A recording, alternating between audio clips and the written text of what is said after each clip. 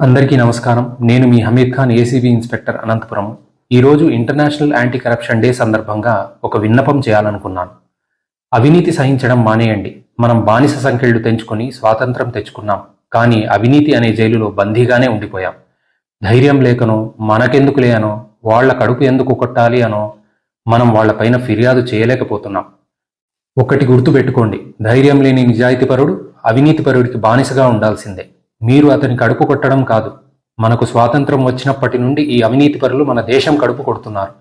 మన దేశంలో నిరుద్యోగం, పేదరికం, అనారోగ్యం, కాలుష్యం, ఇలా అన్ని సమస్యలకు అవినీతిపరులే కారణం. వీళ్లు తీవ్రవాదుల కన్నా ప్రమాదకరం. మనం ఒక్కరమే దేశాన్ని మార్చేస్తామా అని అనుకోవద్దు.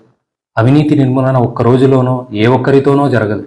తెల్లదొరల్ని తరిమికొట్టి స్వాతంత్రం రావడానికి మనకు 100 సంవత్సరాలు పట్టింది. అవినీతిని తరిమి కొట్టడానికి కూడా 100 సంవత్సరాలు పట్టవచ్చు. దానికోసం మనమందరం కలిసికట్టుగా పోరాడదాం. ఎవరైనా లంచం అడిగితే 1064కి కాల్ చేయండి. అనంతపురం మరియు సత్యసాయి జిల్లా వారు నేరుగా నా నంబర్కే కాల్ చేయవచ్చు.